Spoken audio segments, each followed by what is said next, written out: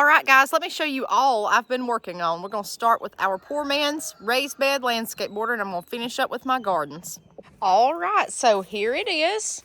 This is all mimosa, okay? This is complete mimosa. I've taken stobs and cut off the top, and I've got about a little higher than a foot tall raised bed. Now, this may not be to your liking, I get it. I'm working on filling this in. This is on the edge of our house. This border I've battled for years. There never was a border. I've put solar lights in it, but I've got a security light right here beside it. They never would light up. I've tried to make it look aesthetically pleasing, and I said, you know what? We're just gonna garden in it. I don't even care anymore. So I'm gonna stand up and show you all the way down. This is a border, and I am going to put herbs in here. I did this exactly like the other raised bed. Lined it with paper or cardboard, filled it with leaves. I've got to top it off with mulch. It's been raining here, so I've not been able to work. I've got 2 hydrangeas right here in the center. I cut back severely, and they're putting out. And let me tell you something. People will say, oh, don't cut hydrangeas certain times of the year. Guys, I've whacked this to nothing before, even when it was putting out, and it did fine. So that may have just been my luck. I wouldn't advise that. But sometimes if you do stuff, you just do what you got to do, okay? So here's as far as I got. You can see some more paper in it. I'm going to pan back this way and let you see. All I did was cut the mimosa logs. They're already curved. I couldn't get this straight. So the border kind of swags in and out, in and out, in and out. And we're just filling it up. I've got paper feed sacks here that we use and we keep in kind of like a burn barrel deal. And I'm lining the grass either with that or cardboard and filling this up with leaves, pine straw, shredded paper, compost. Then on top, we're going to do pine mulch, pine bark mulch that we're getting from up under pine trees. And this is going to be our herb bed all the way around.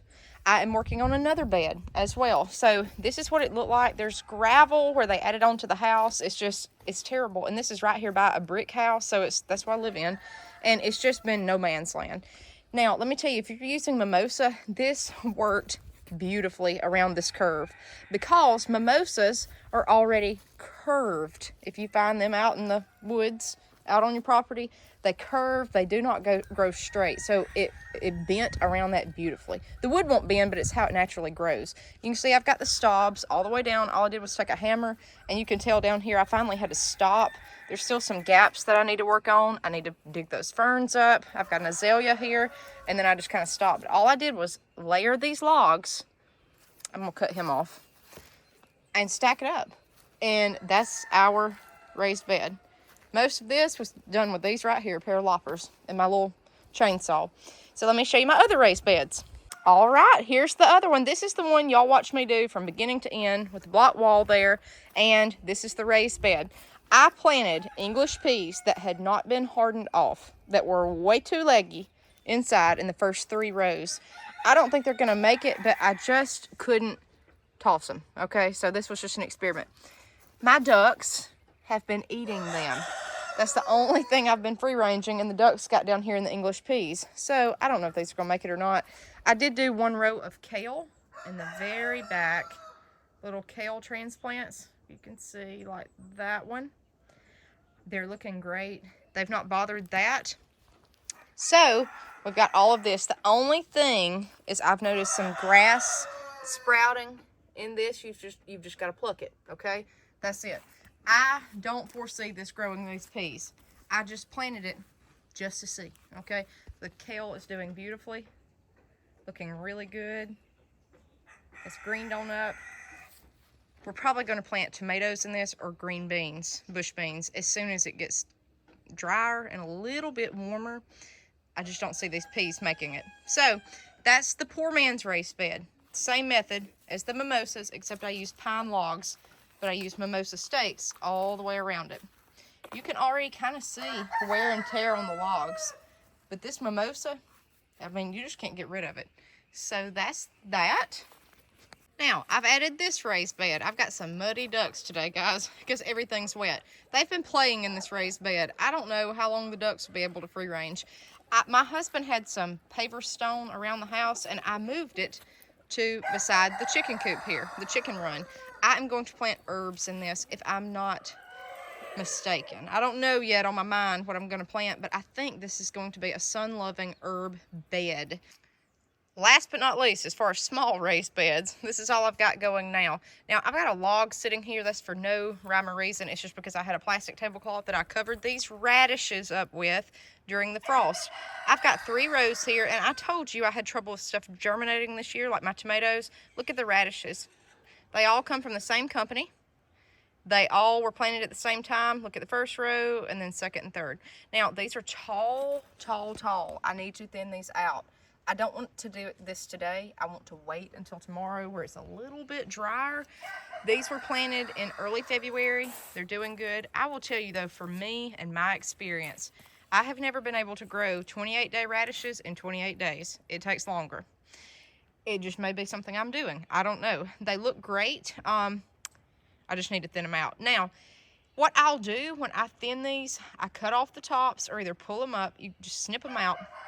I'll use these as a salad. I'll use this as a salad garnish. I love it. Just radishes. And it's the same flavor in the leaves. You can eat those. So we do that quite a bit. If I'm not mistaken, these are 28-day radishes. The sparkler white tip. And then I've got Easter basket mix in the back. That's my tried and true favorite, where you get just all different kinds. You just don't want your radishes getting woody and hard. We're going to thin them tomorrow. Now let me show you my main 2 beds. Here we go, guys. Now, it's been so wet, I've not been able to get my tarps up, and I've not been able to get my fencing down because no one's going to free range anymore. These are our beds. Just by glancing, these were planted the same week. You can tell a huge difference for the 2 beds. This no potting mix bed, where it's just active compost and mulch, everything I dug up around here for free, like the poor man's raised bed and that topsoil bed, there's no comparison. There's none. So I'm gonna get in the bed and show you. All right, so my very first row over here are English peas that I transplanted. I lost a few because my tarp wouldn't exactly fit in the corner from the frost. They were new little transplants. You can see I've got a good row there. Then there's a gap. I lost some because they were exposed to the frost that we had 2 weeks ago. But otherwise, you can transplant English peas and them do beautifully, okay? They are Cadillacing. I will say, I've had good luck this year with direct sowing. I'm getting ready to show you that. Now, let's start in this bed. The first row, I have broccoli. This is just regular green broccoli. I can't tell you the variety. I think it's just green broccoli, okay?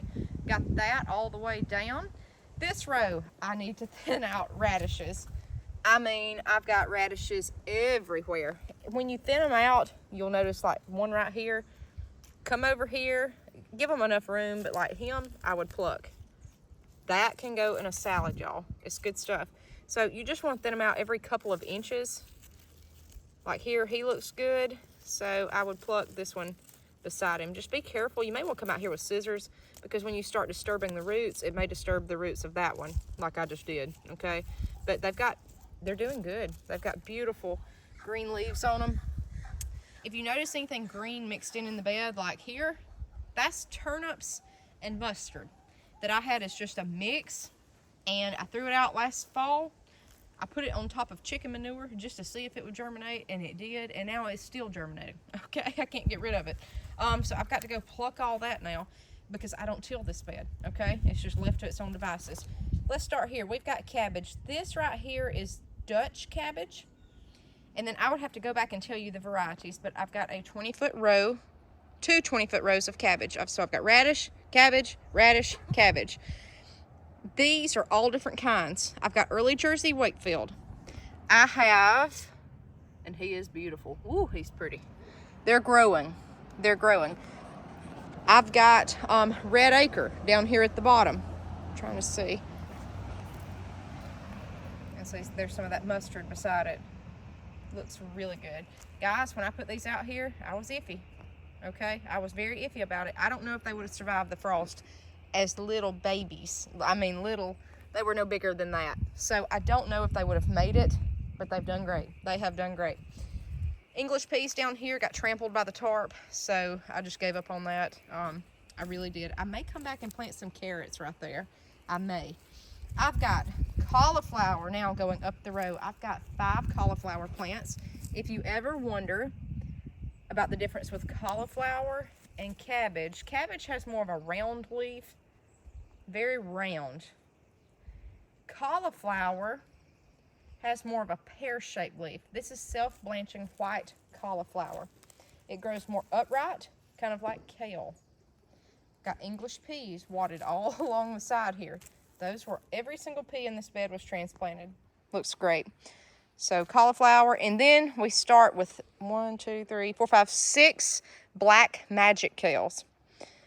They look great. They are doing great. I will probably start harvesting the biggest leaves off these tomorrow, okay? So I love kale, guys. My husband can't stand it, but I love it. So this right here is a 10 by 20 free bed. Free, except the lumber. This is what it'll grow. This is what $300 of topsoil will grow, okay? See the difference? If you can go and drag this stuff out from up under trees and rake leaves and put paper in your beds, it does not have to be tall. You can see how much the soil level sunk over here. It will still grow. It's feeding off the nutrients underneath. This was full of logs. If you can see over here, we've still got logs on the border. They're rotting. It provides nutrients in here. I will never garden any other way but this right here. The only thing that I added in here, some of this is from my transplants. You can see the little potting mix and perlite.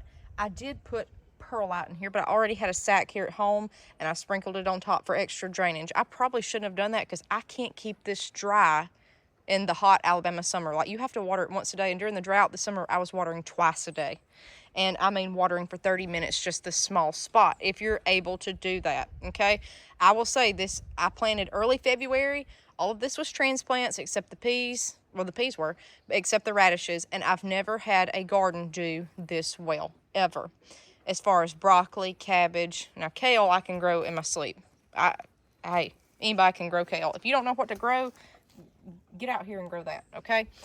Doing beautifully. Now, let's step over into the topsoil bed.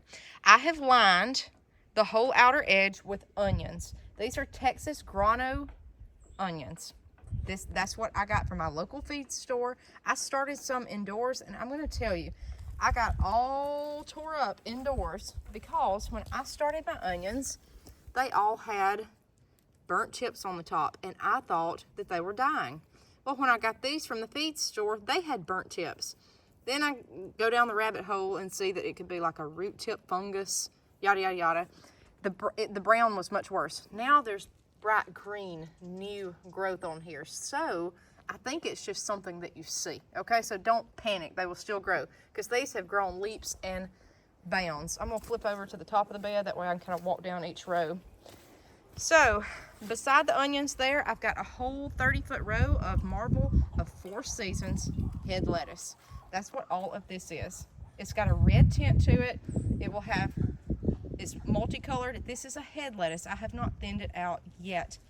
I may leave this just like it is and use it as cut loose leaf lettuce. Even if you're growing head lettuce, you can still cut it as loose leaf, okay? So we've got that. We've got a whole entire row, or half a row, of radishes I have got to thin out. These may look better than the other bed. I really can't tell. These did excellent. Then we've got loose leaf lettuce all the way down. Next, I've got 3 30-foot rows of cabbage, and they are close, okay? Well, I say there's a few cabbage up here, then I've got some broccoli, and then I've got some kale. 2 rows of cabbage all the way down. Early Jersey Wakefield, the Dutch, we've got the Red Acre, we've got all sorts, okay, all the way down. And in the midst of this one, I have planted red lettuce. This is the red Cimarron lettuce, all down through there. It's going to be small. The lettuce will be done a lot quicker than the cabbage, so I did that by design. Then I've got some more lettuce here, loose leaf, and then more radishes at the very bottom. There's my cabbage. Then I have another row of onions. Onions are not supposed to be beside green peas. They can stunt each other. So I did not plant them side by side. That's why I've got this stuff kind of spaced out. And I was thinking about growing tomatoes and peppers and what I would want beside what. I was trying to think for my summer garden because these will still be in the ground when everything else is gone. So I've got a whole 30-foot row of onions there. I've got a row of beets, and for the first time in my life, I have been able to grow beets. These are Detroit Red and Bull's Blood that I'm growing all down through that 30-foot row. Then we've got lettuce, black seeded Simpson, all the way down. So there's the two gardens. The free one was the best. Now let's look at our English peas. On the row closest to the bottom of the camera, I transplanted. I did a gap because there was ant beds. The rest I direct sowed. There's really no difference. The ones I did transplant here are larger, but these are tall telephone peas. He's already starting to wrap. See that? They need something to climb.